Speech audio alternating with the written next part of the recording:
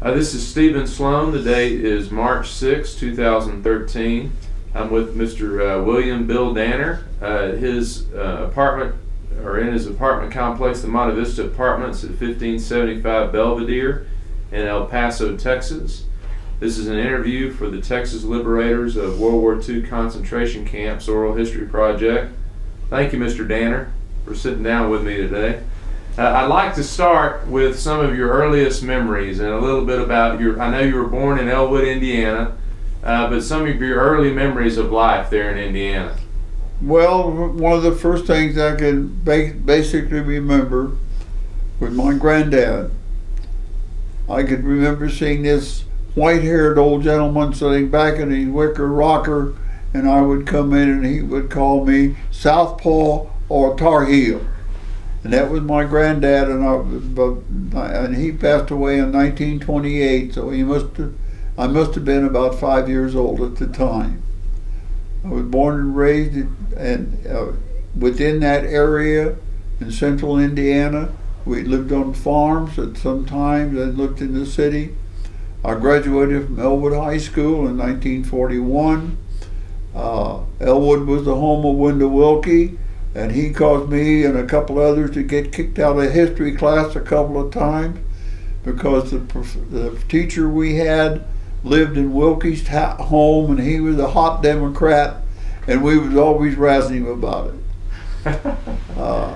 I started college in the fall of '42, Franklin College at Franklin, Indiana, and was drafted in February of '43. While I was at Franklin College the first time, I was pledged and joined the Sigma Alpha Epsilon fraternity and have been a member for many years. In December of '43, I was initiated. I was in a military uniform. I was on leave from Louisiana State University. The Army had a Army specialized training program. They were going to teach us to be graduate engineers in 18 months. And I was there when the invasion took place, and they sent us all back to the Army. I took my basic training at Camp Swift, Texas, in the artillery as a forward observer for the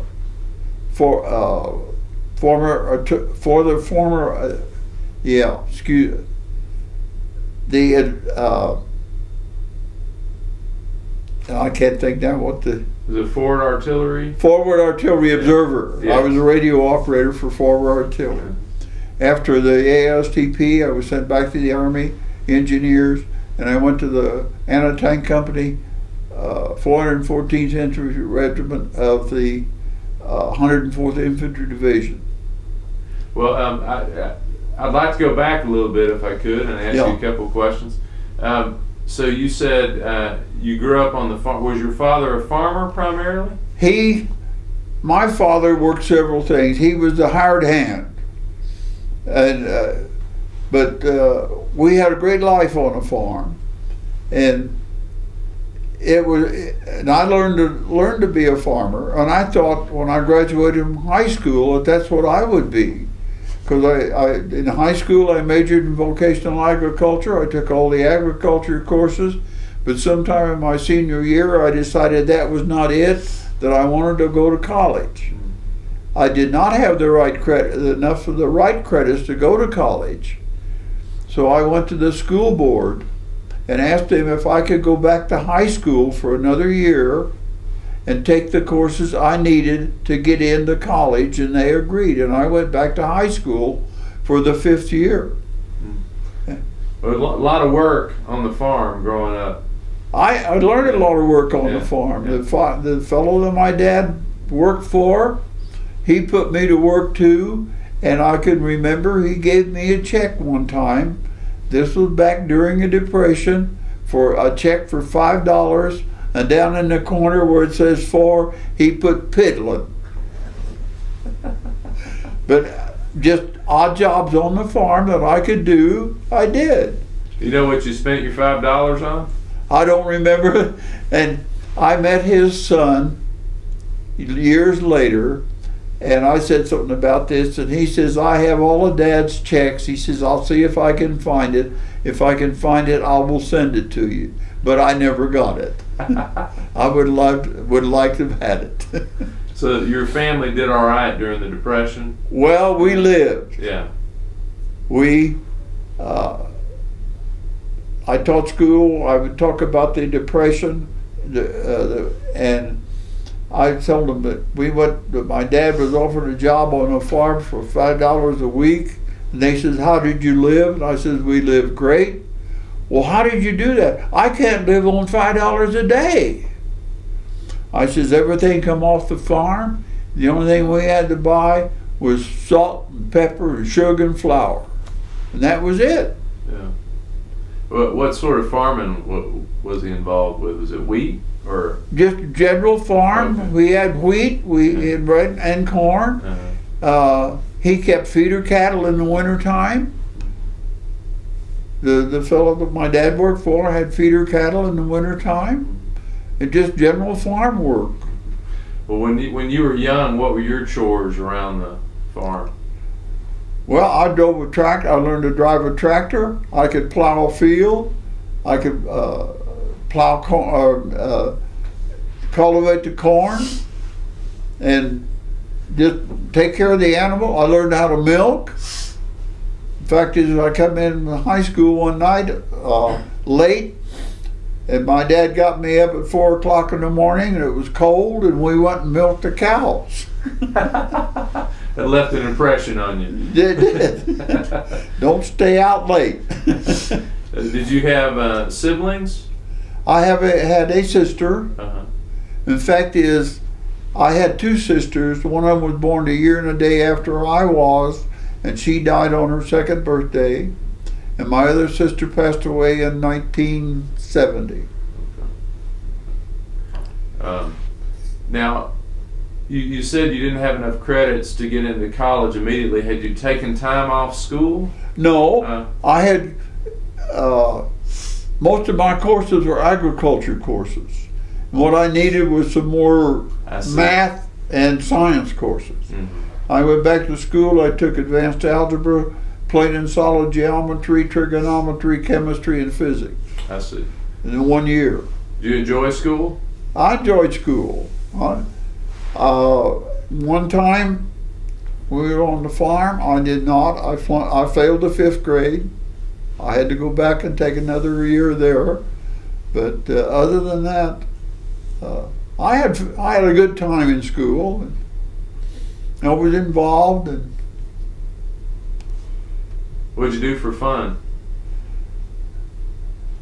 I think at that time, when I was in high school, we did our own things.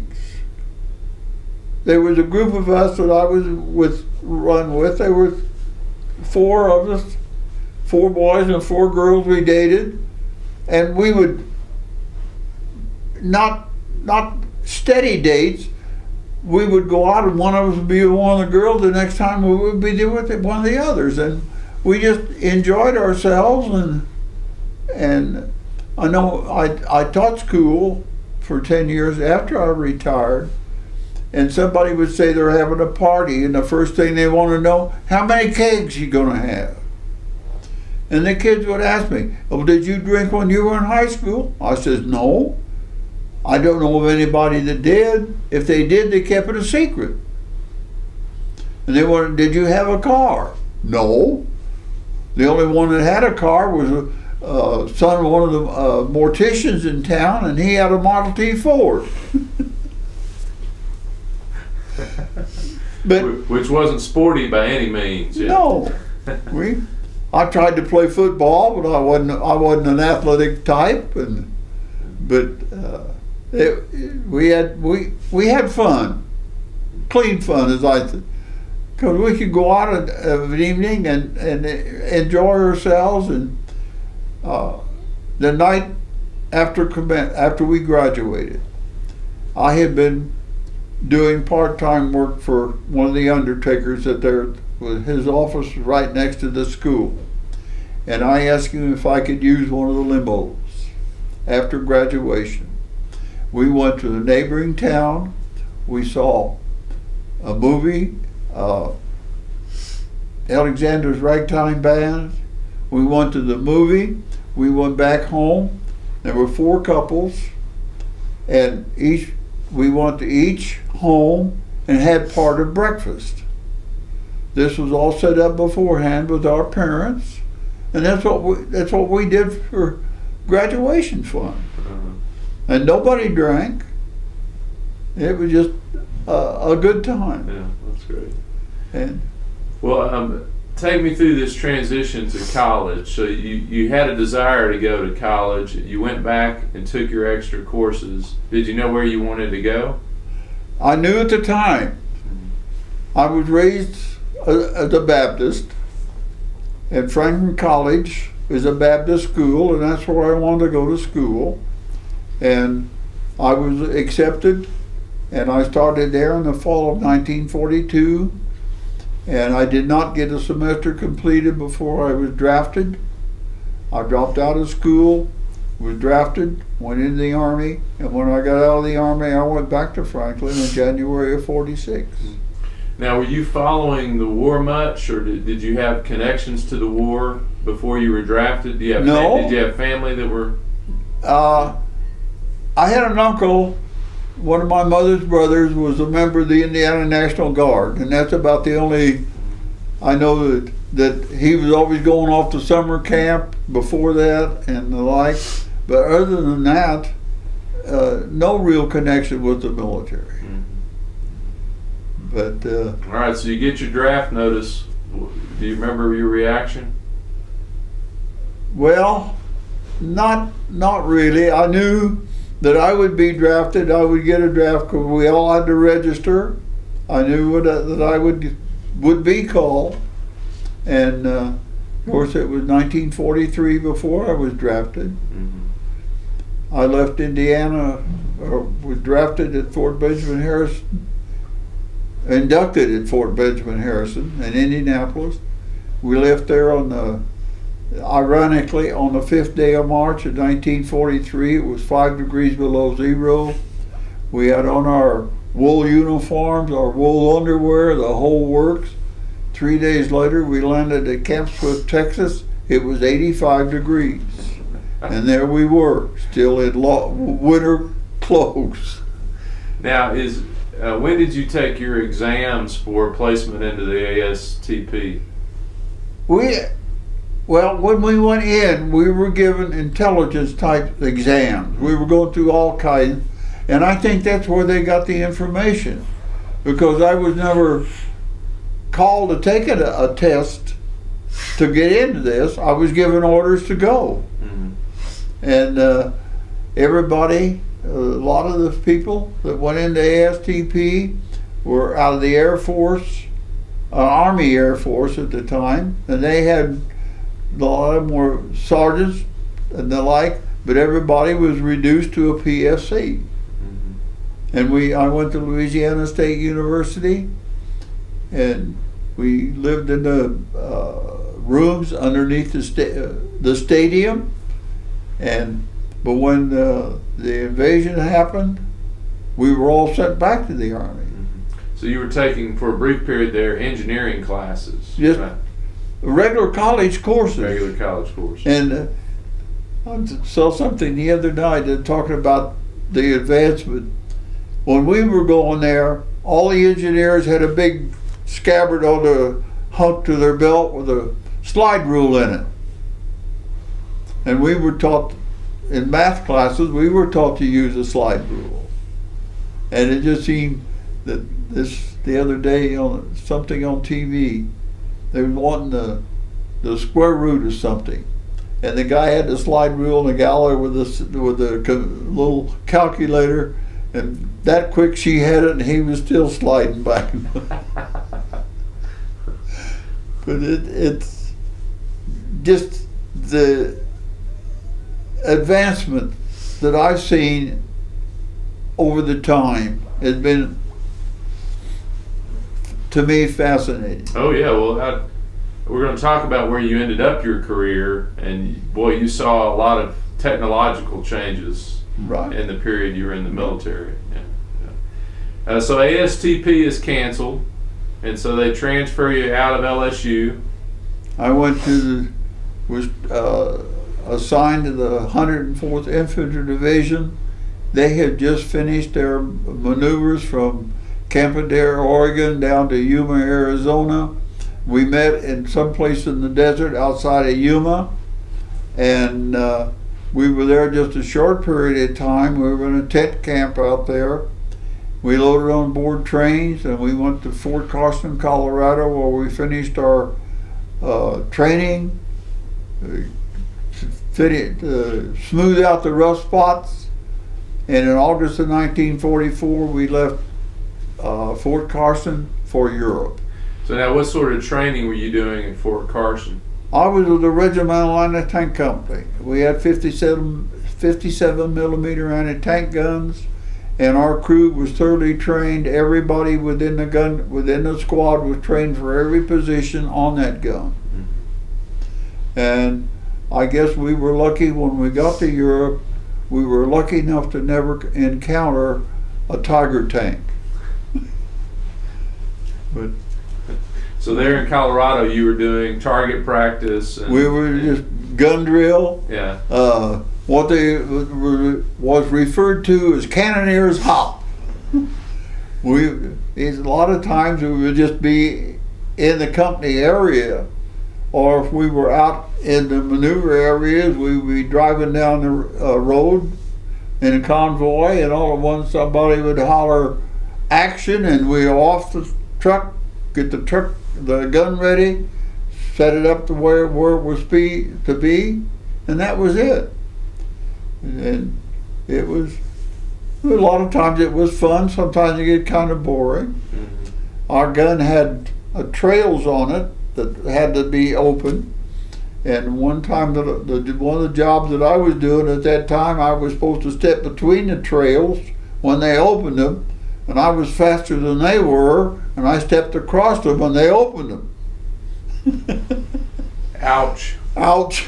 But no problem. We just want to, everybody got a big kick out of it. More than you did, I'm sure. Yeah.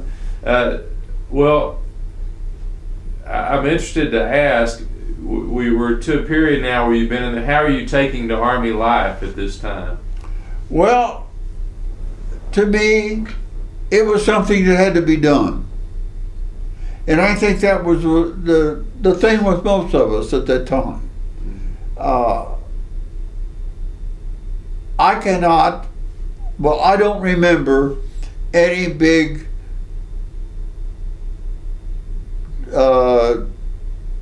riots or what have you, whatever you want to call them, after the service. Everybody went back to what they were doing. And I don't remember people having, what do they call them now? Oh, post-traumatic stress disorder? Yeah. And I came back, I went back to school, and life was normal. There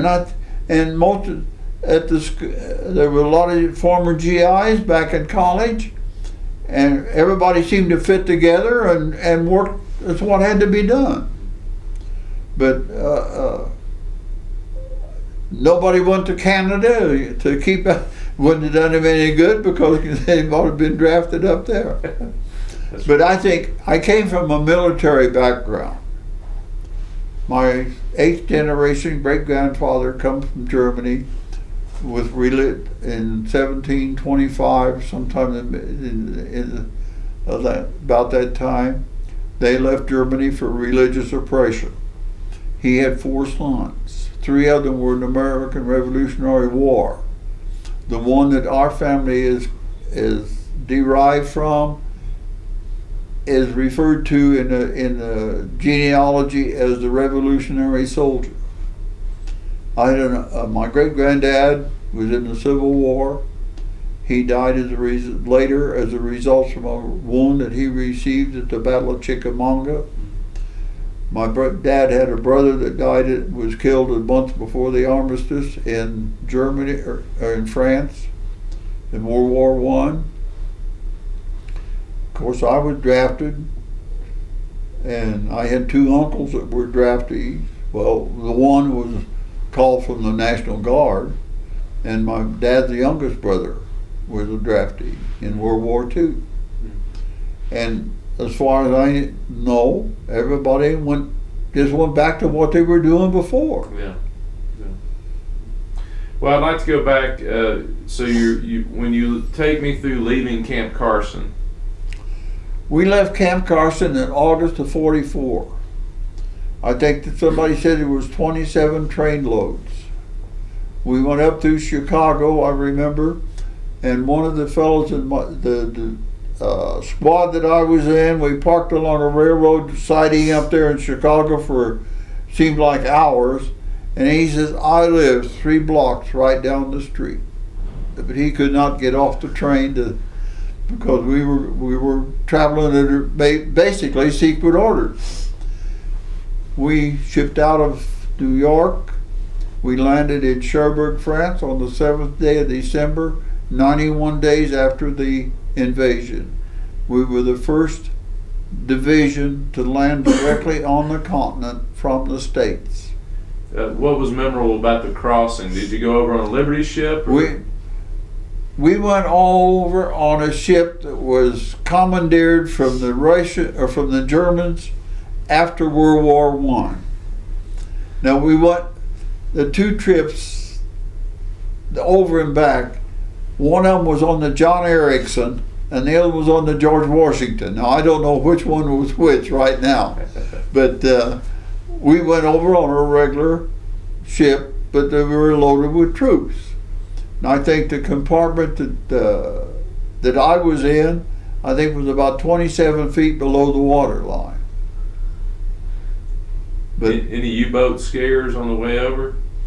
Any U-boat scares on the way over, or were things pretty well calm? We were in a big convoy. I guess it was one of the largest convoys that they said at the time. But we had no problems. We had boat practice almost every other day or so. I think just to keep people busy, keep people alert. Mm-hmm. And but we unloaded on a barge that was set up as a pier in Cherbourg. We were encamped in a small apple orchard, our company, in a small apple orchard at Bonneville, France, next to along the coast. We had to go out every morning and pick up all the apples that had fallen off the trees, and then that day the French farmer would come to and pick. He already had his apples picked up. So that's you got to France when? In September of '44. September '44. Now, what were some of your first impressions of Europe? It's a long way from Elwood, Indiana. So it was very different. I know they had these things for the guys to relieve themselves along the street, and they would just have a thing, and they would be in there and then turn around talking to their wives or the people, and it was strictly out of this world as far as to me. I was not used to something like that, and but other than that, we were not in France too long. We made a couple of different moves in there. I remember I voted in my first presidential election from a foxhole in France in 1944. But then we moved up into Belgium and Holland. And one little town, we were outside, I think, a day or two before we actually got into combat. We went into this Belgium town, and there was a movie, and we went, 3 or 4 of us went to the movie. We came out of the movie, there was a little old lady there, came up to us, and she invited us to her house for dinner. And we gratefully accepted and asked her if there's anything that we could do. And she says, well, her husband was an invalid and they had trouble getting milk. So that night, I got into the mess tent. I midnight requisitioned a gallon can of milk, and we took it the next day. And there were about 4 Canadian soldiers there also that she had invited. And they had taken Spam.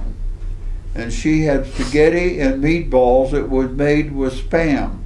And it was good. And I don't know how many pies that lady had baked. But she would bring you, after we finished the meal, she would bring a big piece of pie. And by the time you finished it, and you couldn't say no, she had another piece sitting down there in front of you. But it was just, the people were so grateful at that time that they would almost do anything. I remember one night we stayed. Normally, we would after we got into there, we would try to find someplace inside to spend the night. We spent one night in a windmill, and I was surprised. You see a picture of a windmill, and you do not realize just how big they are until you actually see one. And it was enormous. But just the countryside and the people were all. But we were up in Belgium and Holland about a month and a half, a short time. Okay. Well, who'd you vote for in '44? What's that? Who did you vote for in '44? I don't remember. Yeah. I can't. Was it? Did you vote for FDR? You vote for? They Roosevelt? were running against FDR. Yeah. I did not. I got to be truthful. Well, I could tell from your Wilkie comment earlier that you didn't vote Democrat. Well, our family was Republican. Yes. My dad was always involved in politics, and every time an election was over, he'd get involved, and after it was over, I'm done. I'm frustrated with him. But that was a tough period for Republicans. Yeah. Yeah. I remember going back when Roosevelt was who was it? Al Smith ran against Hoover. Yeah, in '28. Yeah. And I can remember we were down at the Republican headquarters, and the results were coming in by telephone, I guess, but they were always posting the results. And afterwards, we went down to a local restaurant in town, and we had a hamburger. And I can remember that as the first time we ever went out to eat. But we went and had a hamburger. I think it cost a nickel. That was to console. Well, no, he was happy. He was happy to celebrate. Yeah. Hoover's victory. Yeah. But you. Now I know somewhere in here you were offered a promotion. Was that right? We were offered over in Germany in World War II.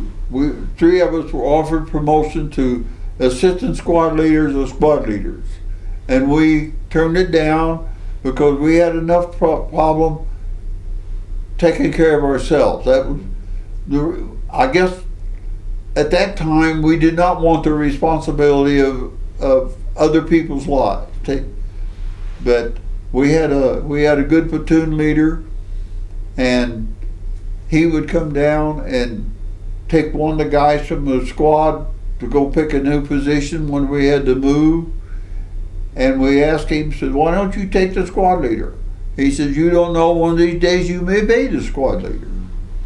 Yeah. And that's just the kind of training that we had. Everybody went with it. Now when you were in France, and I know moving up in Holland and Belgium, most of that area was fairly secure. Yeah. By then, yeah. Yeah, it was. And where we were to start with, we didn't see any results of what had happened before, but we moved through. I guess some of we were normally, our platoon was normally right behind an infantry company, within 100 yards or so. But some of them really had some rough times up in there. At night, General Allen, our division commander, pulled a lot of his attacks at night because he figured that the Germans were not ready for night attacks, and that he would save a lot of lives, and this, I think he did. Throughout the time that we were there, we had 195 consecutive days on the line with contact with the German forces. And we spent the winter in the Hürtgen forest in Germany, one of the coldest winters they'd had in years. And it wasn't too pleasant. Well, I'd like for you to walk me through when you first encountered the war, the moment when you realized that you were involved in the war. Well, when we got up into Belgium and Holland, we set up a gun position on a road, covering a road. We had the gun pretty well hidden, and we divided up. Well, we were set up in teams to pull 2 hours of guard and rotated, and nothing, we saw nothing at that time. A couple of days later, we were moved into another position, and we had a small counterattack. We moved back a few hundred yards, not far, but the lieutenant we had us pull back. And then from then on, as far as I can remember, we went straight on through. There were times that we would get hit with a barrage or a few artillery rounds. I can remember at night sitting there, you could hear the German, you could pick out the machine guns. The Germans, the machine gun they had at a much faster rate of fire than our little old water cool jobs. They finally got rid of the water cool. But you hear that, just the difference. And they were close enough you could hear, and they were wondering just what was going on. And a lot of times we did not know the situation.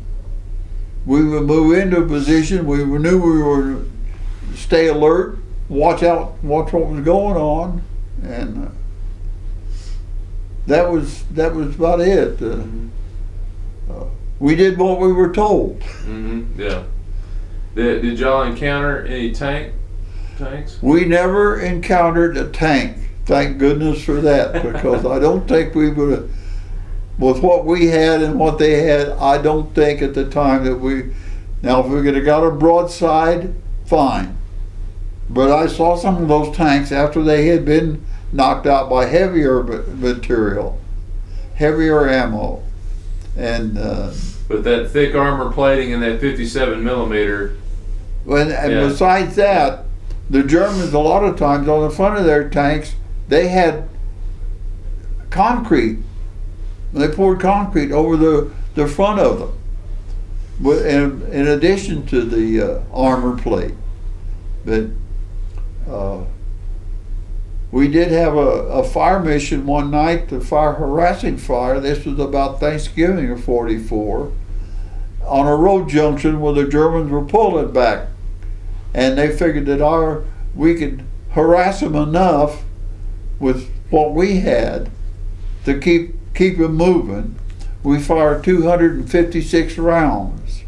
We had 2 and 3 rounds in the air at all times. We could see the tracers, and we couldn't hear for 3 days afterwards. And that was before you had ear protection. Well, you hear pretty well now. Yeah. Well, I forgot my hearing. I wear hearing aids. But you hear pretty clearly now. Yeah. I spent a lot of time after I went back in the Army on marksmanship detachment. Not detachments, but there was a lot on marksmanship, both rifle and pistol. And I enjoyed it, and I enjoyed rifle matches.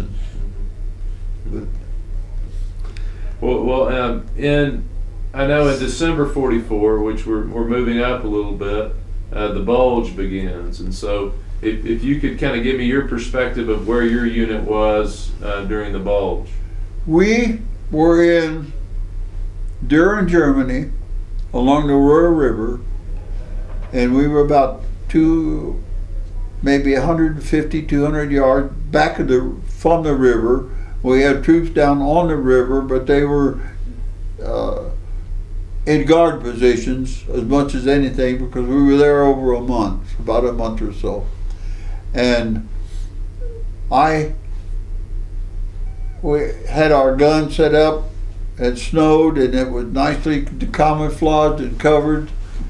And one night they told us to stay inside and put out all the lights, make sure that no light was showing, that there was a German patrol coming across the river, and not to bother them. And we stood there and looked out the window and watched the German patrol walk up the street. A little bit later they went back.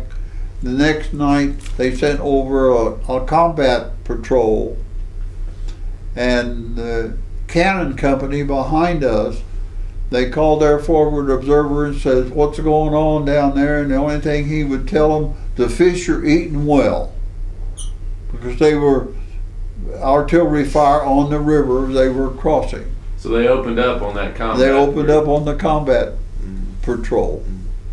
And we could sit there in the basement of that house, we could hear the rounds going overhead. But the one nice thing that we did there, we found a German ice cream hand crank freezer. We had a fellow in our squad that had been a cook in New York. He got all the stuff we needed to make ice cream. We set the freezer in a tub and packed snow around it. We got the ice cream ready, we put it in and we packed snow around that, but we had nothing to flavor it with. We went down to the street to the German drugstore. We were looking for something to flavor our ice cream. We saw this bottle that had cherries on it, and we thought that would make good flavoring. We went back and put it in our ice cream. We found out it was cherry cough syrup. But we ate our ice cream, and our platoon sergeant called it incredible ice cream, or ingenuity ice cream, because we made do. And it kept you off from coughing too, probably. Yeah. So, you know, I know the other vets that I've interviewed, you're always looking for something else to eat, something a little more exciting than we were always well fed. We got our rations, and at the time that we were in Düren, Germany, we holed up in a basement. Everybody had we got a bed, and we were living high on the hog as far as that goes, as far as combat. We had a stove where we could heat our rations. If we had something else that we wanted, if we went out and found potatoes or something like that we wanted, we could cook it, had space and the ability to cook. And the GIs always took care of themselves. I don't think, I don't remember going hungry. We had a 1.5 ton Dodge as the prime mover. We had a rack built up on the exhaust manifold. And when we were on the road, our rations went in that rack. And when we had time to eat, they were hot. And I don't know whoever came up with the idea, but it was a good one. Did you develop strategies to keep yourself warm? Yeah. In the cold? We a few times I think I can remember being cold, but not extremely cold, not to a dangerous or freezing, but in the Hurricane Forest that winter it was cold, and you could dig a hole and get in it, and you could. We had enough clothing and equipment to keep warm. So. Well, take me through when the bulge breaks and you're able to move from that position. We crossed the river when the final push started on the way to Cologne, and we were in that area. We pushed across, and the resistance at that time was beginning to lack. There were still some pockets that were difficult to break, but we were moving pretty rapidly. The night before we went into Cologne, we could not get our guns up. So we divided in, or split up into bazooka teams. 2 of us to a team. We went up with one of the infantry platoons, and that night, before we would go into Cologne the next morning, the Germans threw in a barrage that felt like you could just reach out and grab a round coming in. If you had a baseball glove, you'd have been in good shape. And I was thinking, this is the end, this is as far as we're going, that they finally consolidated, and that's it. We got up the next morning, walked across the city of Cologne. They routed one German soldier out of his own house, sent him back to a POW camp. We found out later what they had done is threw that barrage in on us that night to keep us in undercover so they could pull all their troops back across the Rhine River. I see. So it was cover for their retreat back across That's yeah. And we crossed the river a few days later, south of the Remagen Bridge, because the Remagen Bridge was gone. Mm-hmm. And I can remember this pontoon bridge. They had a sign on there that said, "Built by Jepson of Jayhawk, assisted by something that started with a J, the U.S. Navy. Jayhawk of Jackpot, that's what, and assisted by Jepson, U.S. Navy." And across the pontoon bridge. Well, you know, I'd like to ask, because you already talked about you were a man of faith, and you're a Baptist, and church had always been important. Are there times when you're dug in and you're under artillery fire that you really turn to prayer or those sorts of things? Well, I guess we were concerned. Yeah.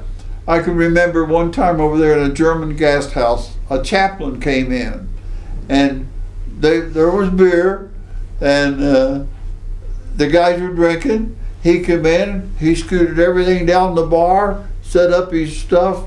We had a chapel service. After it was over, he says the bar's open, and went right back. But, and in our reunion last August, one of the chaplains from World War II was there, and he held a memorial service on Sunday morning. But I remember the chaplains, one of them, they had threatened to court-martial him because he disobeyed an order. He went out with the medics to help bring back wounded off the battlefields, and he was told not to, but they didn't court-martial him. They presented him with a Silver Star. But there were chaplains available all the time. At times that you were involved, but they would come up and hold service wherever, whenever, and wherever. And now, my wife and I guess, in one of the couple of places in Germany, we were very involved with the chapel. And when I retired, we sort of got away from it for a while. And a friend of ours was going to the chapel out at Biggs, which is now Fort Bliss East. And we got to going out there, and a lot of the people at that chapel are retired, and they're holding the chapel together because it's the Sergeant Major's Academy chapel, and of course they come in August and leave the next year, and so it's a continuing process of keeping people there. But we show up on Sunday morning, and my wife and I were very involved in the chapel. And I know that the chaplain, the one chaplain out there, was at the house quite often, from January until she passed away. And she told him, she says, I'm ready to go. I got 2 requests. I want a closed casket and I want a graveside service. And I told Chaplain Jeffries, I said, I will go with the closed casket, but we will have a chapel service. Yeah. And a week ago, or a year ago yesterday, we had the chapel service and she was buried at Fort Bliss. And on my way to chapel, every Sunday morning, I stop.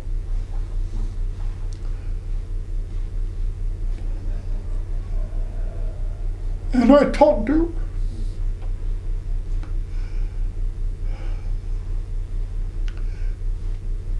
This past week has been difficult.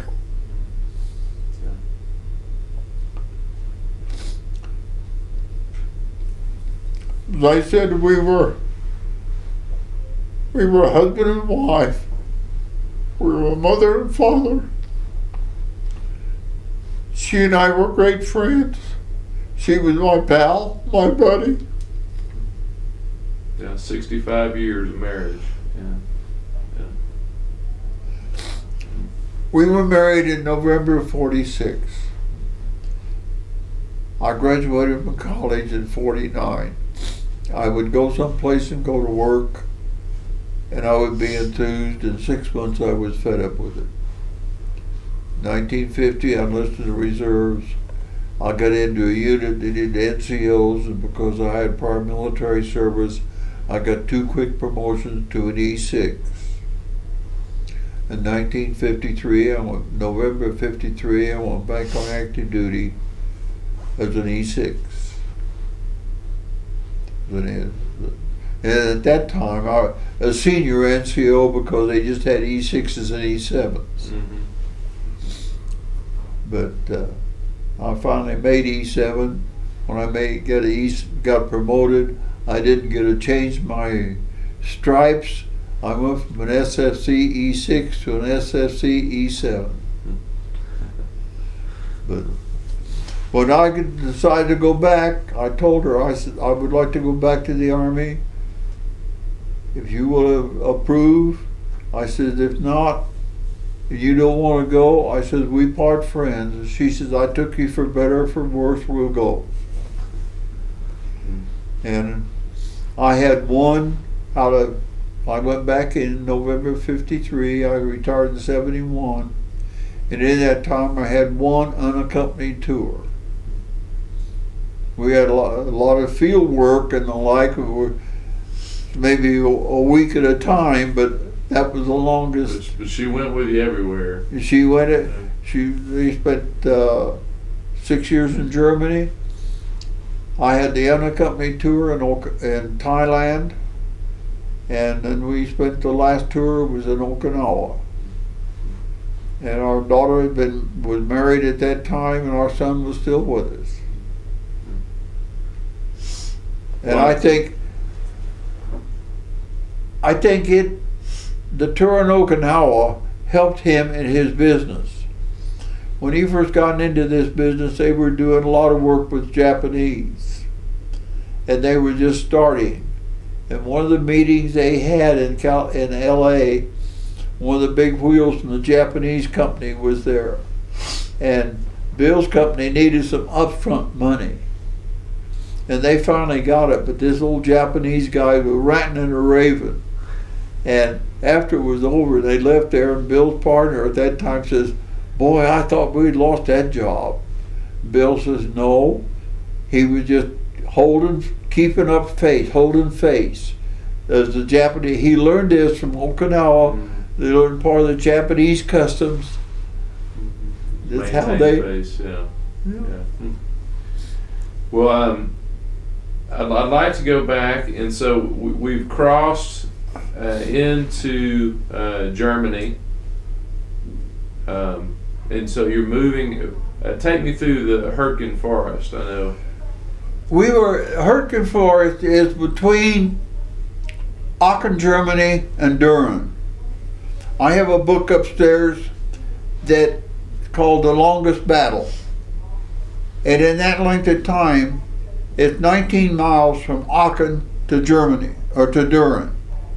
And it took us over 2 months to battle our way, not just our division, but the whole bunch, the whole army along there. It took that much time just to clear through that territory. Mm-hmm. The Germans were still they were at that time putting up a good battle. And it was rough, it was cold, it was miserable, but we survived, we got through. And one way, I guess about Christmas time, it started to slacken off a little bit. Now I could never place whether we were, I think probably south of where the bulge was actually took place. We were far enough, we were just in a holding pattern at that time. When we were in Düren, Germany, it was just a holding pattern there while they were clearing out at Bastogne. But we, as far as where I was, we were never in any real, I guess you were in danger all the time. Sure. But I could never remember any critical times, other than that night in Cologne. Mm-hmm. But other than that, took care. We were concerned. I was concerned. But that was one of the times over there that I was really, really concerned about my safety and everybody else's. Just the fact of what they were doing. One night we were sitting along a roadblock, no moon, not knowing where we were or what was going on, and we heard a blood-curdling screech, and I think everybody jumped about that high. We found out the next morning we were sitting beside one of Göring's estates, and that was one of the peacocks let out this screech, and I've never heard anything like it in my life. Well, as you said, things break in late January, February. You're moving much quicker on into Germany. Into Germany and the like, and we had a few rough spots, but normally you could move through pretty fast.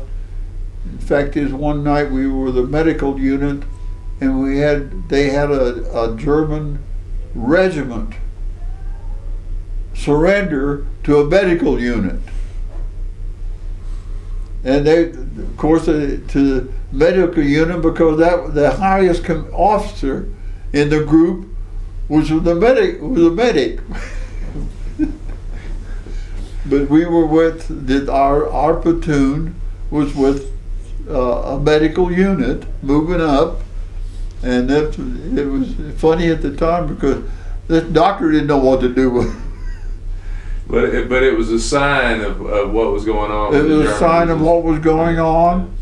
One place we were, and 1,000 times since then, I wished I had kept a journal.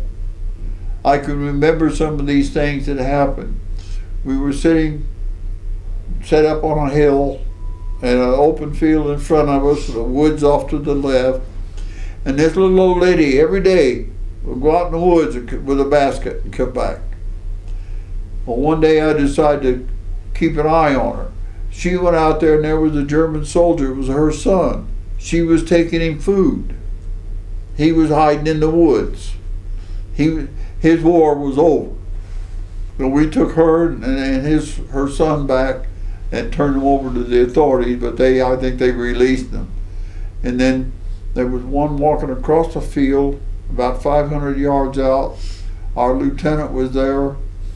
He says, drop a 50 round behind that guy's heels. I'm going to go get him. and I fired one round, and I think it hit about 3 feet behind him. And he says, I didn't want you to scare him to death. I want to talk to him. But he went out and brought the man back. But that was, I love that 50 caliber.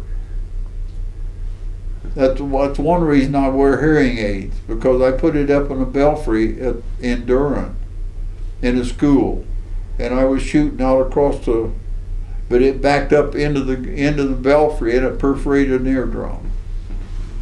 But that, I don't know, it was an experience. Mm-hmm. Yeah. But we moved across, we got moving pretty fast at times. We got to Nordhausen. Well, I'd like you to walk me through that, just coming upon Nordhausen, because I know it was unexpected. So, and the factory, and then we did not get into the factory. Okay. But we saw the bodies. So you approached the camp. We first. approached the camp. Yeah. And I know somebody come back and said they've counted a concentration camp. They've taken it. And we went up to see what was going on. And there were bodies of building there that stairwells, and there were bodies stacked under a stairwell like cordwood. They were laying out in the streets. And the medics come up, they brought up a medical battalion, because some of them were still alive. And some of them were so weak that just a weak warm broth did them in. They were that far gone to start with. But the people in Nordhausen, they denied knowing it was going on. But they found out in a hurry. They came out and had to clear up all the bodies, all of the male residents of the city of Nordhausen. They had them out picking up bodies. But we were there just a couple of days after that we moved on, and that was, but I still cannot realize why people deny the fact that it took place. I know they did. I took it. I saw it. We had other places where we got into towns or places where they had just slave labor.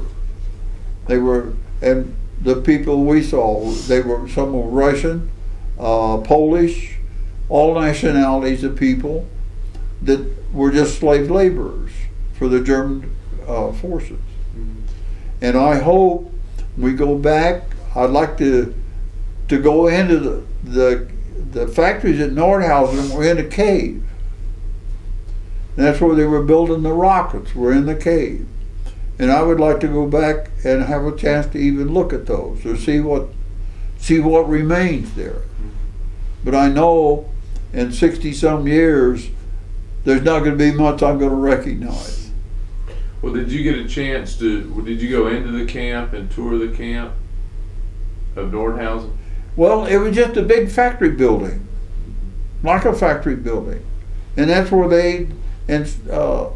I've seen the pictures of some of the others where there were just stacked into places, and the food that they got was not, I guess, warm water with maybe potato and cabbage stuck in it, but that was the food they had, and they were just worked to death.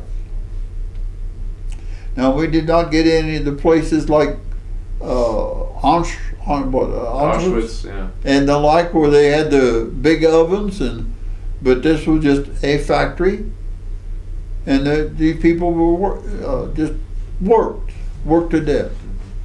But did you have any interactions with any of the people that were in the camp? No, we didn't. The medics were doing their work, and we tried to stay out of their way. They had a job to do, and I felt for them for what they had to put up with there. But the people were just skin and bones. I try to you see these guys at these athletic events with these suits on that cover their body. Well, that's just about what they look like, with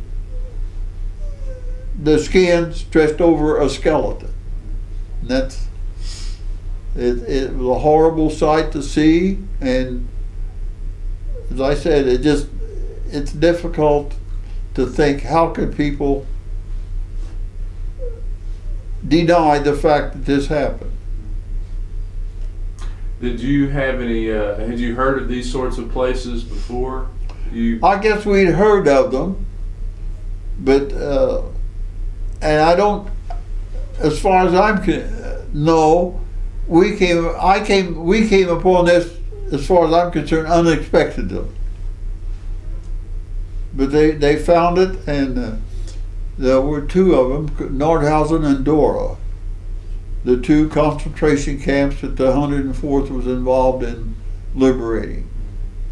And it's a horrible picture to see, and you just can't realize the physical damage that was done. And I think most of these people that died in these camps, like Nordhausen, I think they were all buried in a common grave, or they would bring in a bulldozer and dig a grave, and the bodies were all placed in there with nothing done. Just, I guess, to cover them up, to get them out, to keep the disease and whatever, any kind of something spreading, is just sanitary reasons as much as anything. Well, now, you mentioned the people from the town coming out to did you witness that, where they came out to help? They brought some out to show them. Well, I remember they did have some, but they were just starting to clear up when we moved through, and there's not much recognition of that. But I know they did bring them out, and to clear the bodies out. But other than that, I could, in the unit history, I've read some of it, but I don't recall seeing any of it. And all of those places over there were these concentration camps where the Germans denied even knowing they were there. And how their propaganda minister must have been great, because they would not confess to knowing these places were there. And they can't keep something like that close. Well, you know, one thing that other liberators have talked about is comparing that scene to a battlefield, and how it's different. In the battlefields, I think bodies were cleared up. The GIs, both sides, in fact, there's times that they called truces over there so that wounded and the like could be cleared off of a battlefield. I know this had happened, but there was nothing. These people, I don't know who stacked them, whether they had the people that were the slave laborers to clean out the bodies and stack them up like that, or lay them out in the streets. But they were laid in a parking lot, just rows and rows of bodies. But there were still a few that were alive, and the fact is, there were a couple of ladies here. I moved in January, or in June. There were a couple of ladies here that come out of a concentration camp, and Jeannie, the nurse, they had a large memorial service, Holocaust memorial, at the Jewish synagogue over here on Thunderbird. And on Wednesday she called me and she says, I will be by Sunday afternoon at 1 o'clock and pick you up to take you to the memorial service. And sure enough, she was there. She picked me up and we come out here to the synagogue. And as people came in, she introduced me as a liberator. And they were all thankful. And then Mr. Kellen was a survivor of one of the Holocaust. And I'd met him before. I've been involved in 2 or 3 of the other Holocaust memorials. And he was there, and Jeannie told me, she says, Mr. Kellen wants to talk to you. And we were going to go out to lunch. And Mr. Kellen wasn't feeling well, and they had to cancel the lunch. And I haven't seen Mr. Kellen or heard from him since. But this is where Jeannie got my information. One of the units at Fort Bliss made up a big thing about the memorial, and they have it on the wall down there at the museum. I see. They enlarged it and put our pictures, and that's where she saw my picture. I see.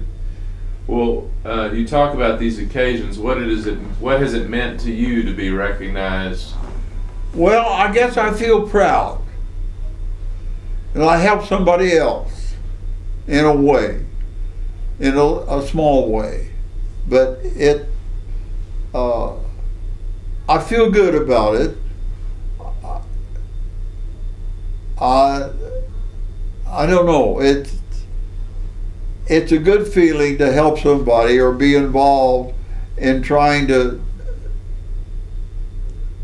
help history.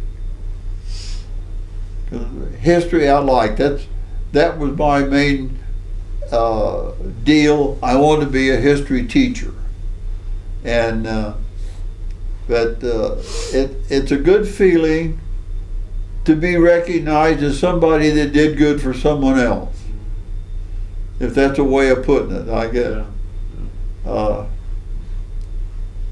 The one that they had over here at the synagogue, they had all the veterans that were there to stand up. And we were sitting way in the back, and other noises I did not quite understand. Jeannie poked me in the ribs and said, stand up, stand up. So I did.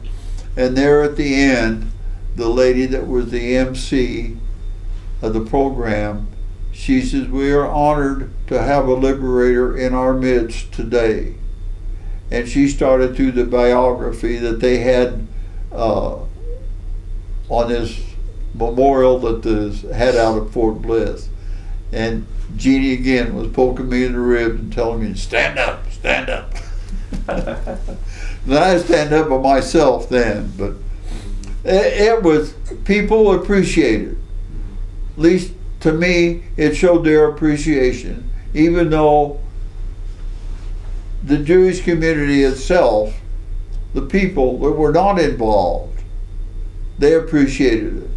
And the ones that were really involved in the Holocaust, the 2 ladies here, they appreciated somebody that knew what happened, yeah, that could tell what happened. Yeah.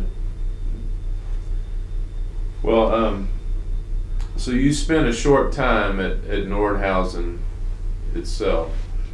Yes. Yeah. We were, I guess maybe a day or a day and a half. I know we did, some of us did walk down there and see what was going on. The medics were taking care of what they could do, and we moved on. We still had a job to do other than that.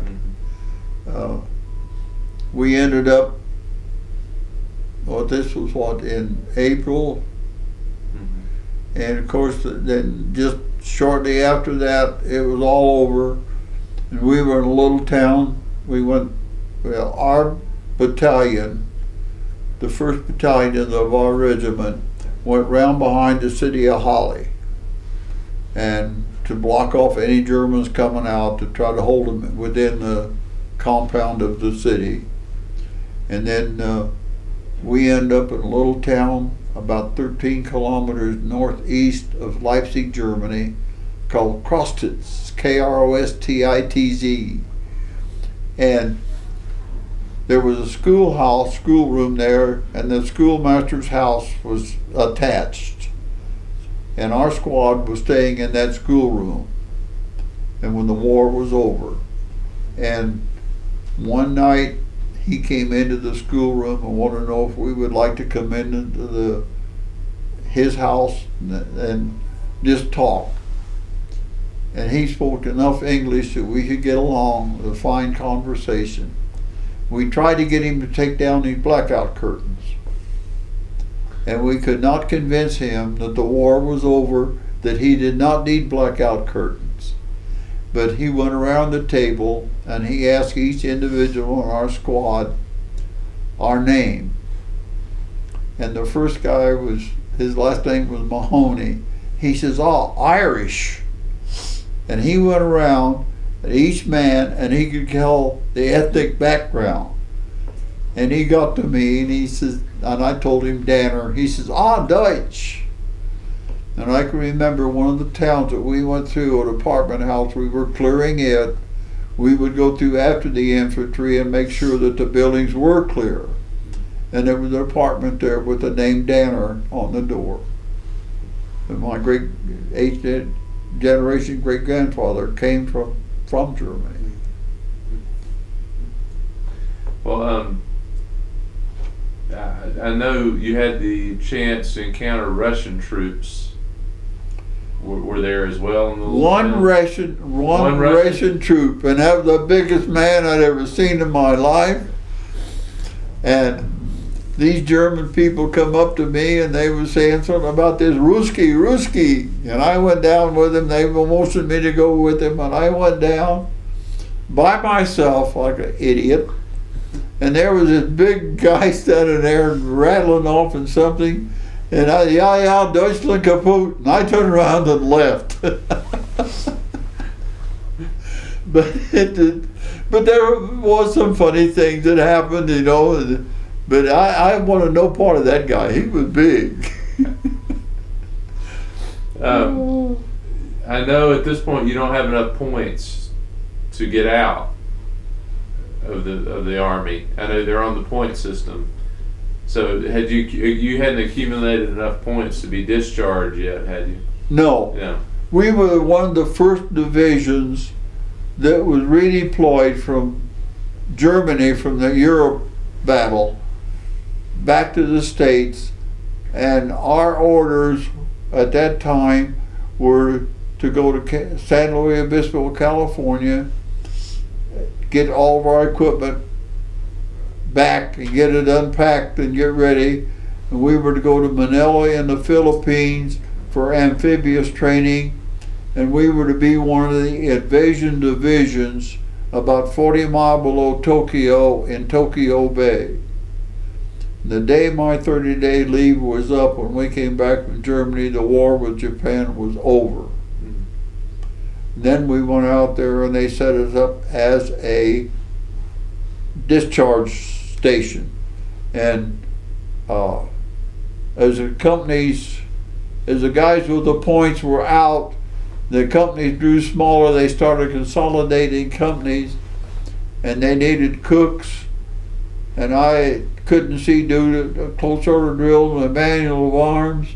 And I went in the kitchen and trained as a cook. And I spent my last few months in the Army as an Army cook. Well, what was the reception like in New York in that July? We landed in New York.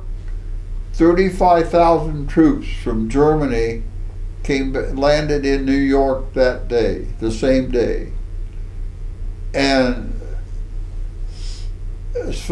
they brought out a boat of, I think it was at that time a whack band, women, on one side of the troop ship, and 15,000 troops went to that side of the ship and almost capsized it. And after that, they started bringing out one on both sides of the ship. But there were 35,000 troops come back from Europe that one day. And we went into Fort Dix, New Jersey, and got in there late at night. The mess sergeant apologized that he did not have steak dinners for us, because that's what they were giving the troops when they came back. But he says, I guarantee you, you will have a steak for dinner tomorrow. And the next day, we had steak. They loaded us onto cars, on railroad cars, Pullmans, what have you, and took us mainly to an area where we were going to spend our 30-day leave. And we got into Indiana. Out of Indianapolis, we started down to Camp Atterbury. The train stopped along the football field of Franklin College, where I went to school. And the young lady I was going with at the time, she was over there in the dormitory, and I could not get off the train. But we got a 30-day leave, reported back to Camp Atterbury, and I ended up at San Luis Obispo, California. Well, what was the homecoming like? It was great. I got home. Well, I got discharged, and I went back to Louisiana State. I went back to Louisiana State University because a lot of friends I knew down there. And I went to the fraternity house, and they says, where are you staying? I said, I got a hotel room. That won't do. They went down and checked my stuff out of the hotel room, and I stayed at the fraternity house for 2 or 3 days. And when I got home, it was about 2 o'clock in the morning, and at that time you did not lock doors. I went in through the back. Of course, we always come into the back where we lived. That was the quickest way home, was up the alley and home. And I went in and I laid down on the couch in the living room, and I pulled my overcoat up over me. My dad got up the next morning and he came down and he's getting ready to go to work. He said, well, I'll be damned, you finally decided to come home. But that was, I guess, afterwards, after I got back into school the next year, I'd worked for J.C. Penney in high school. And I went up home for Easter, and I forgot to take a dress shirt to go to church. My dad and I walked down to the penny store on Saturday morning, and I walked in, and Mr. Squire, the manager of the store when I worked there, walked up, handed me a sales book and a pencil, and says, get to work. And I told him, Mr. Squire, I did not come down to work, I come down to buy a shirt. He says, I need somebody here that knows what's going on. And that made me feel good. But it was a small town, 10,000 people. So what were you studying in school when you got back in? I wanted, at that time, I wanted to be a coach and teach chemistry. That was my dream, I guess. And I was taking chemistry courses, and we had a good chemistry professor there at the time. I could take his class notes, and I would have a student plan, a lesson plan for that particular class, because he was so thorough in the way he did it. And then he left, and they brought in a young professor. He might have known chemistry, but he could not teach me chemistry. So I changed my major to sociology. I have a degree in sociology, and my first job after I got out of school was an assistant cottage supervisor at the Indiana Boys School at Plainfield, Indiana. I went to work at 6 o'clock in the morning. I got off at 8 o'clock at night. I had about 2 hours off of an afternoon. I had one day off every 2 weeks and one weekend out of every 4. And that was a lot of hours. Yeah. And I left there and went to a bank in Indianapolis as a teller. I ended up, when I went back into the Army, I was a expediter and Class Q allotments at the Army Finance Center in Indianapolis at Fort Benjamin Harrison. And by being in reserves, I found out how much money those guys were making. They were making more than I was. And I got tired of working 2 jobs, so I went back to the Army. Now, when you went back in, what was your assignment right when you went back in? I went back in,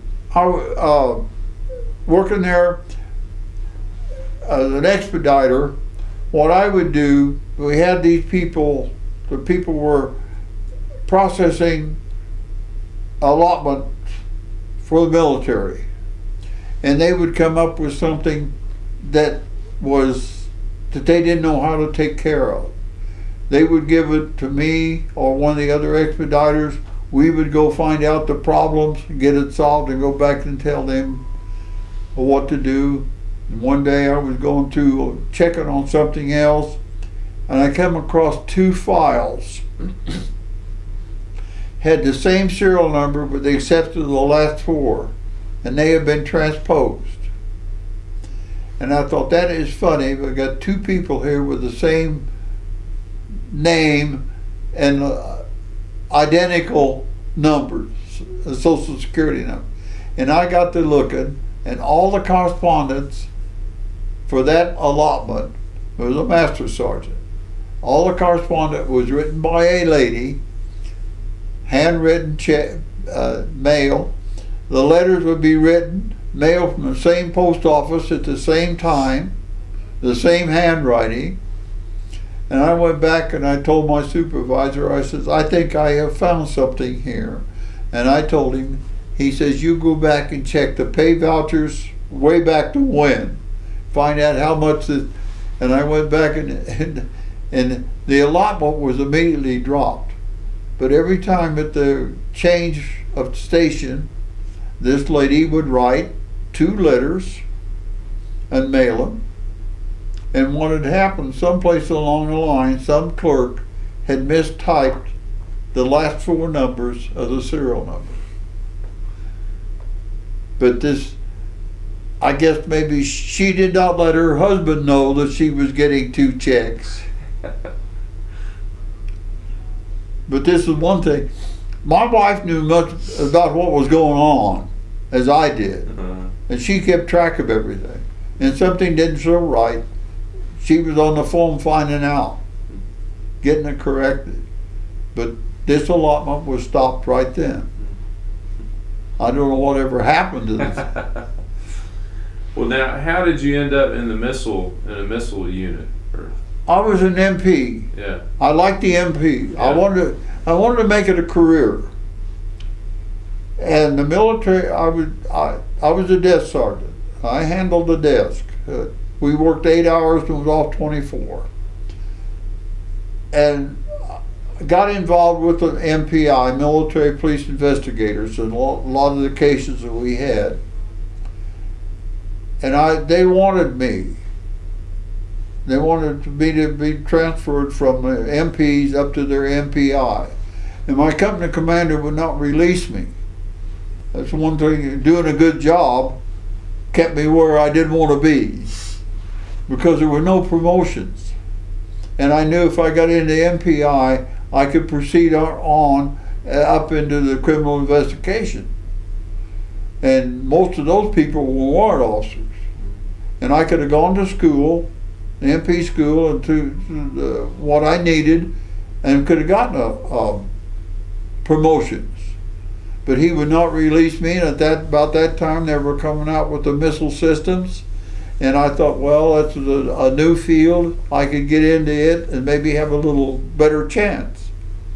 And I applied for the Corporal Missile School, ground guidance, as they called it at the time, here at Fort Bliss, and was accepted. And I came out here to school, and I went through 32 weeks of school. I got out, I was assigned to a unit here, and got into the unit. The battery commander says, I have all the ground guidance people I need. He says, you have the electronics training. Would you be willing to go in to the assembly and test section? I said, it makes no difference to me, that's fine. When I was at school here, when I left the MPs, they had the specialist trainings at that time. And my company commander, I did him a favor. He asked me if I would accept an E6 specialist, and so he could keep the NCO rank. And I said, that's fine, because I'll be going to school, and that's fine with me. And I got out, I went back to the unit, or assigned to a unit, and about a week after I got there, I got a new assignment as a job. I went into the battery commander. I said, now that I'm working as a non-commissioned officer, I would like to have my NCO stripes back. And that night, he handed me a set of orders, convert me from an SOC specialist, or a E6 specialist to an E6 NCO. And I spent 10 years in the Corporal Missile System. The last unit I was in was the last corporal unit with the Army. It was deactivated. They sent in a Pershing unit in Germany. I was assigned to it. The unit wasn't even there. And when I did come back, I decided I had all the missile training units that I wanted.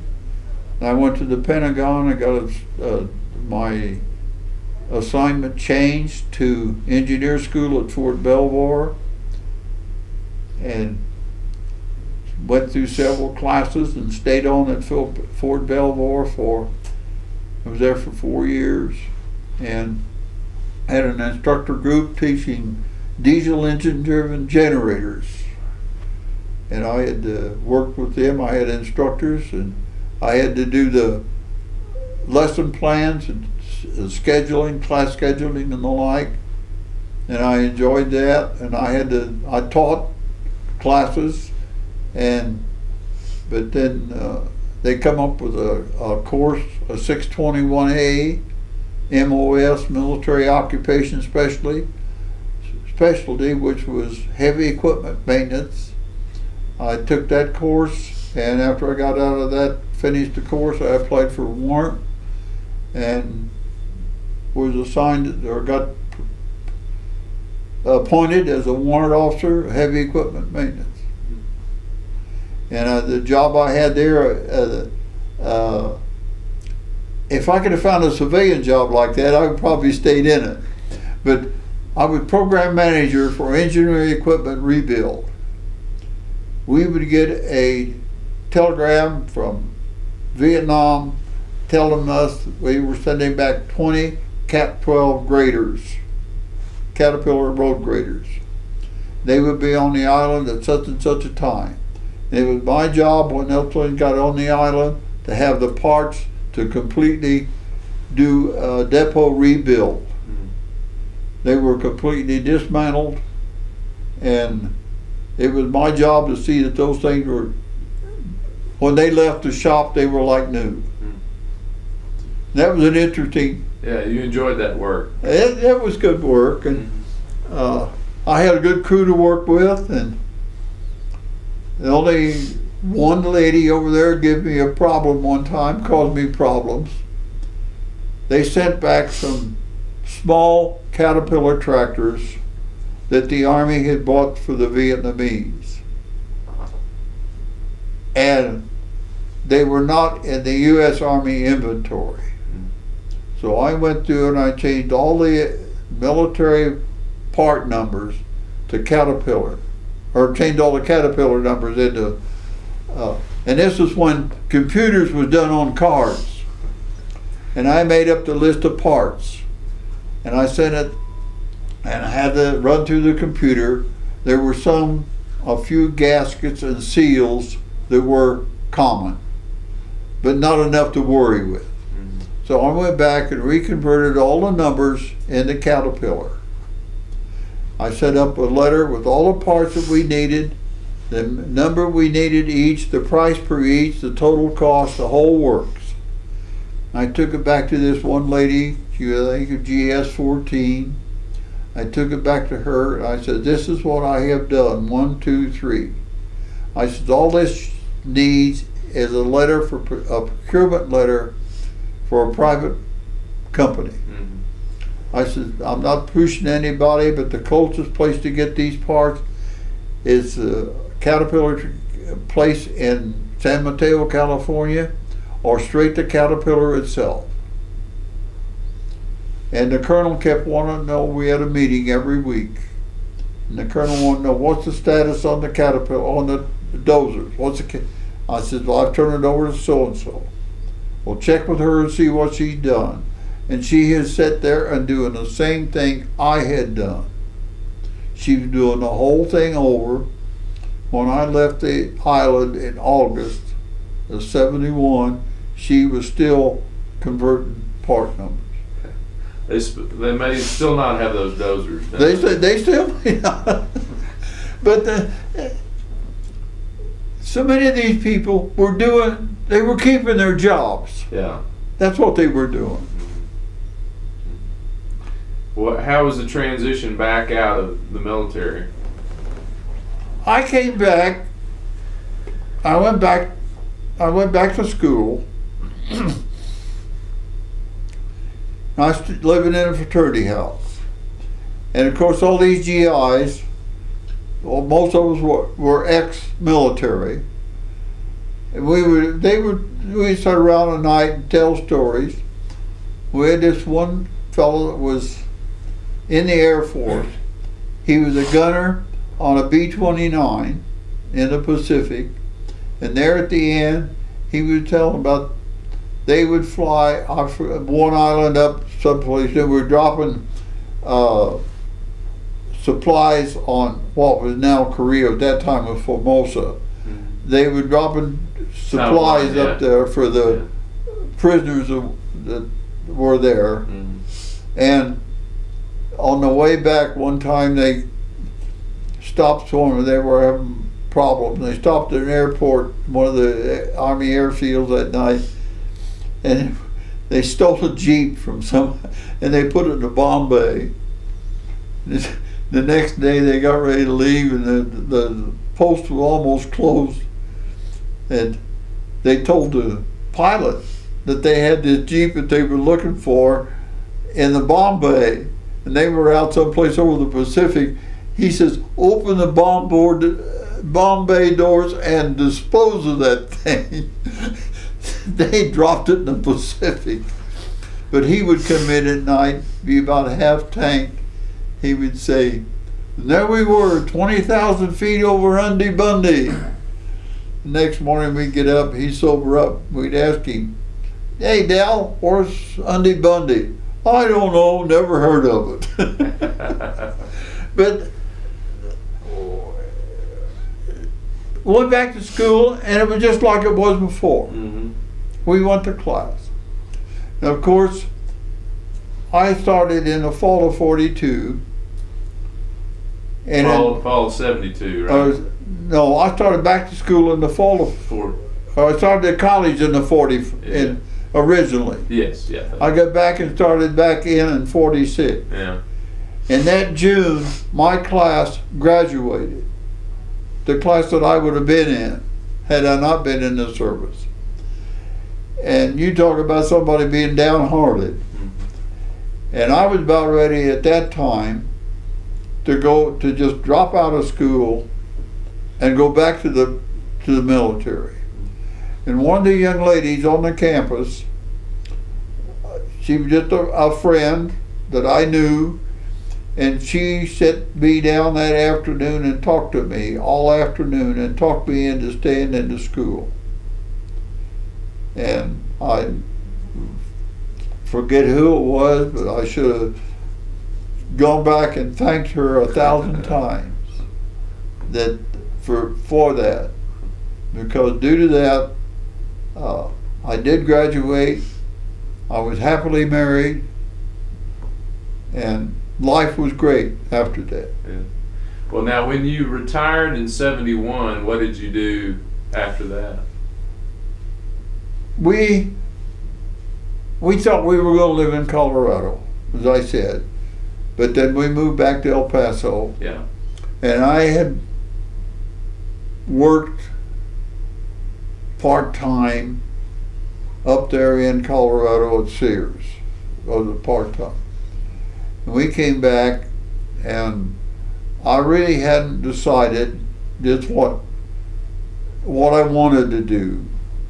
And I worked several different jobs. I would go work at the state personnel or employment office, temporary.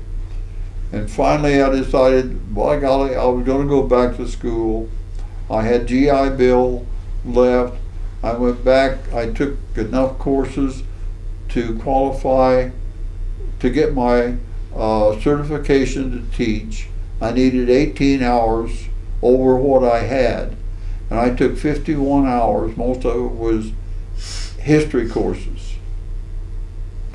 Just to, I had the time and the like, and in 1977, I started teaching, at that time was called an alternative program. These were habitual truants, troublemakers and the like, and they were put into a classroom. And we had to teach them all the classes that they had. Well, English, history, whatever.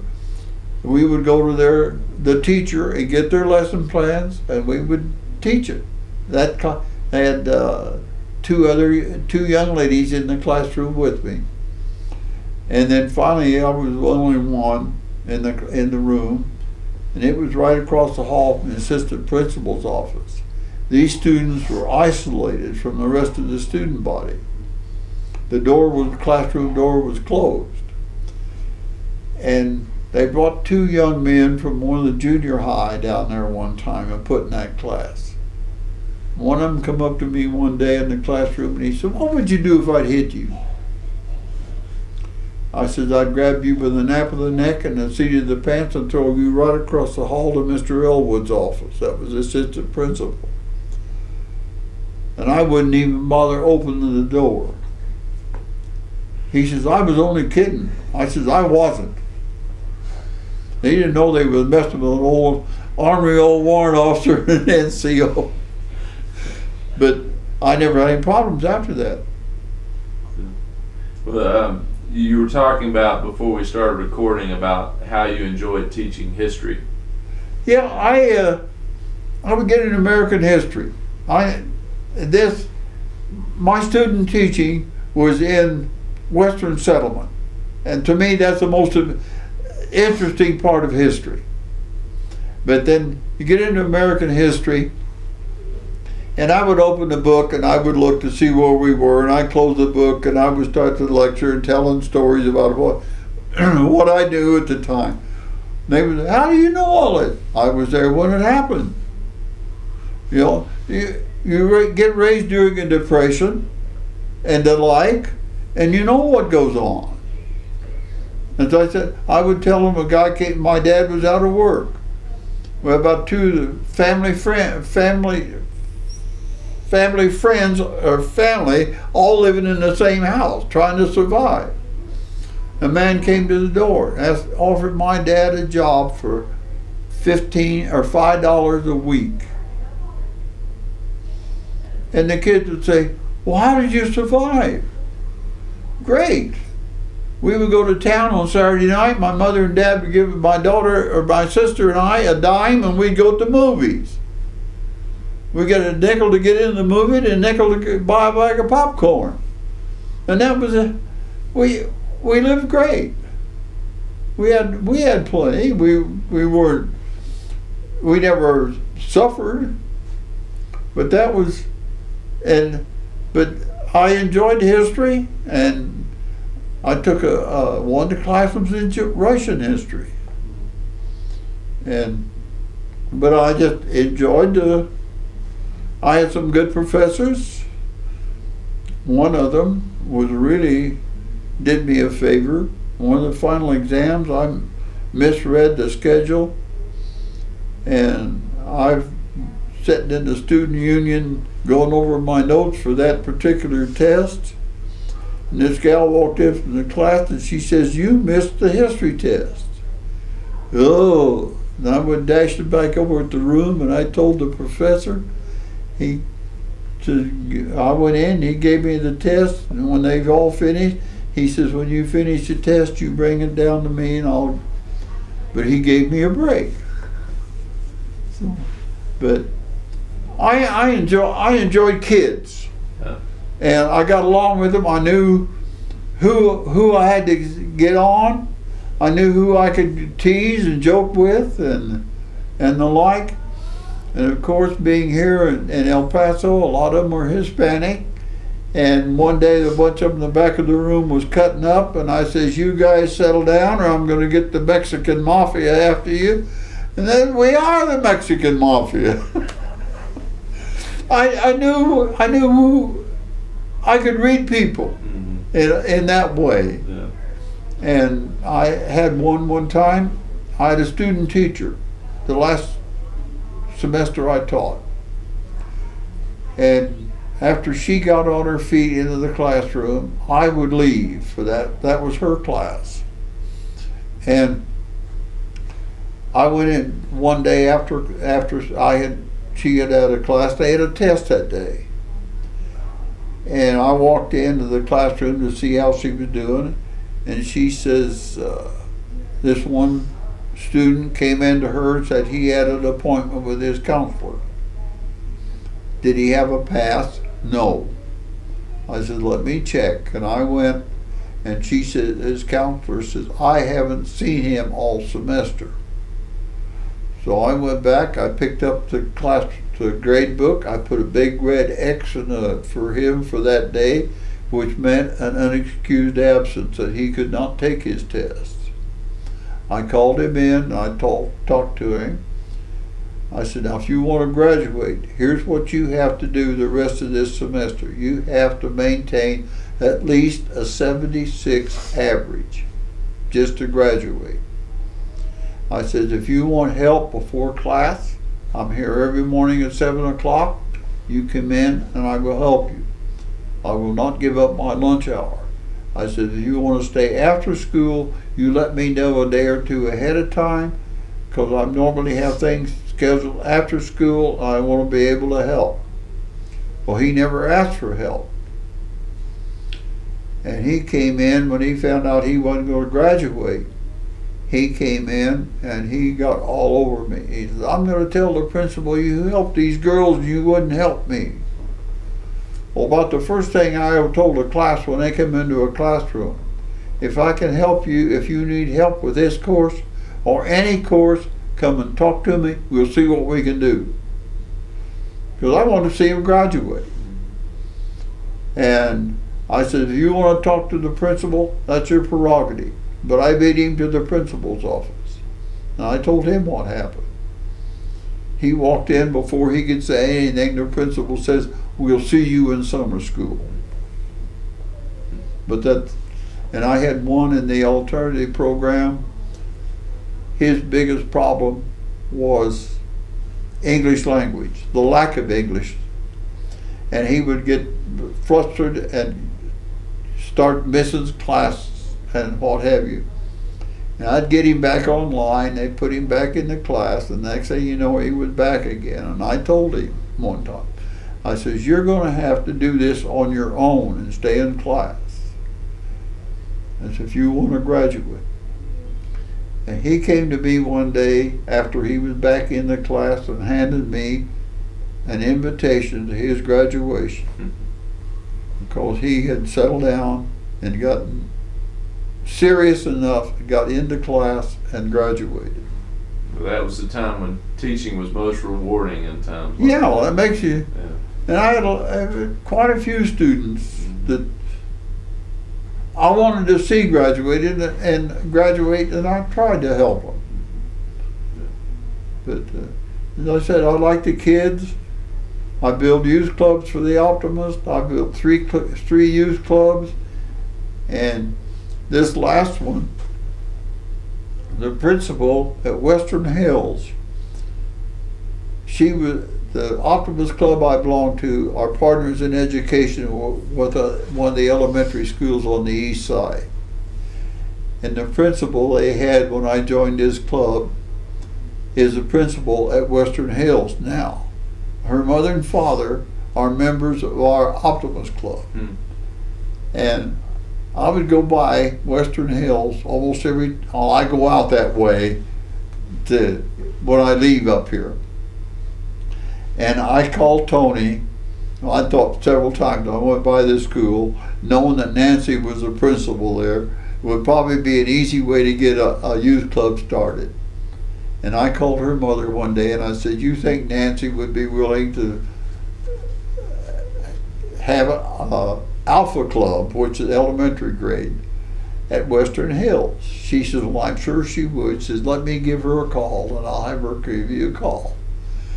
A couple of days later, I got a call from Nancy and she says, I'm interested in this Alpha Club. Says, "Come over." She set up an appointment. So I went over and talked to her, and I had a notebook with all the information in it. That was Robbie. No. But she called me. I took it over and explained to her what it was. She said, "Well, let me look this over and I'll give you a call."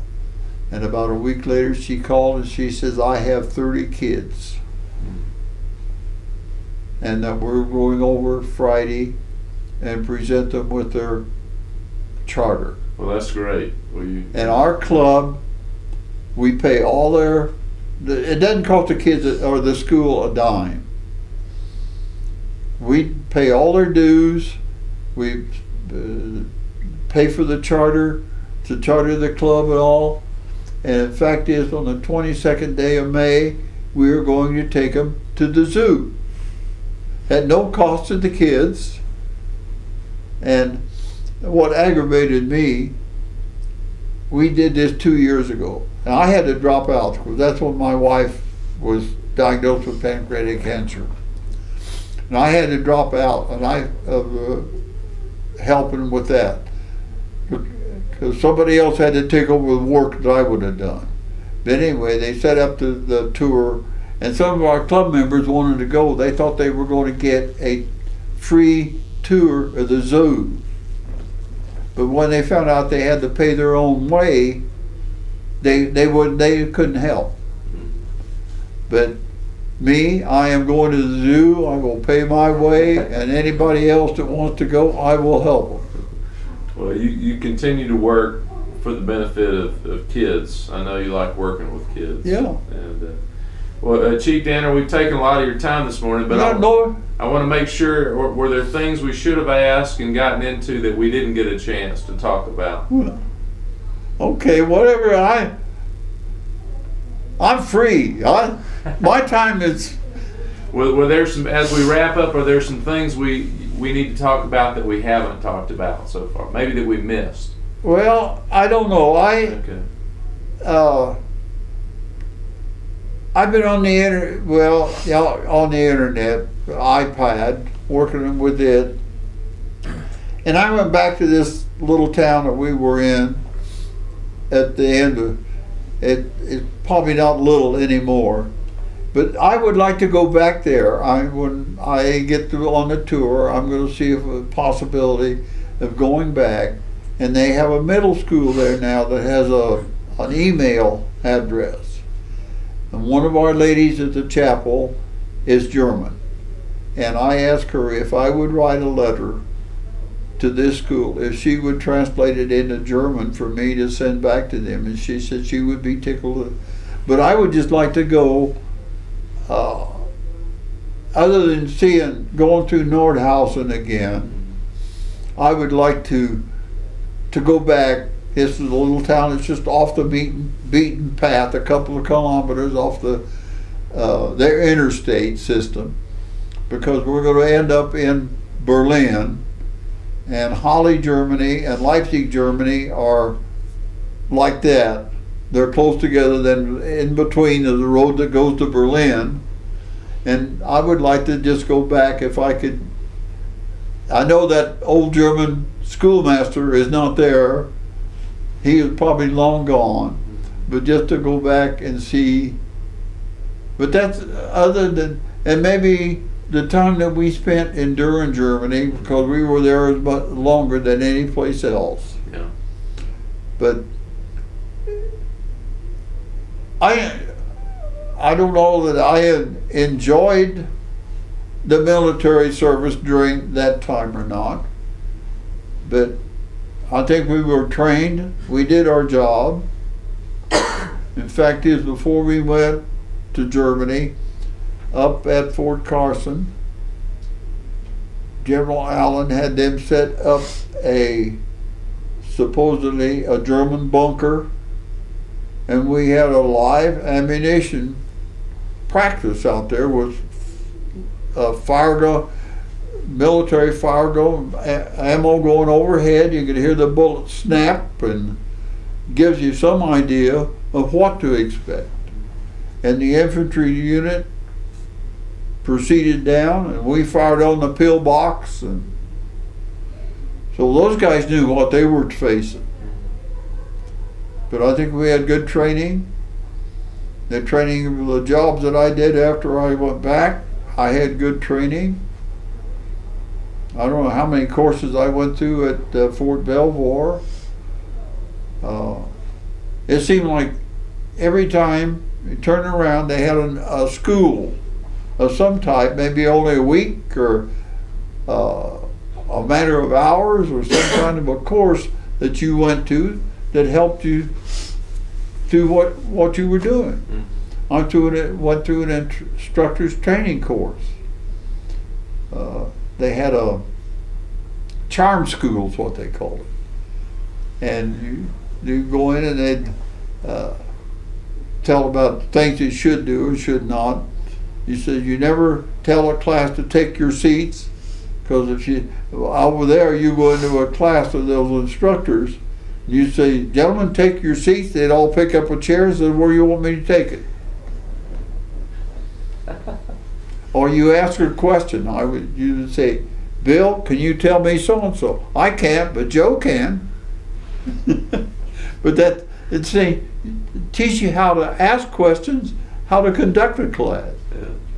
And then, of course, that helped with, when I had the classes there at Fort Belvoir, I had to schedule the classes, schedule the instructors. And we had 2 classes a day. We had a day class and a night class. This was during Vietnam. And I learned a lot about power generation. Well, Chief Danner, I want to thank you for your time today. I appreciate it. We want to thank you for your service as well. And if you would like, I think we could go right into the dining room and have lunch. All right. Well, let's talk about that.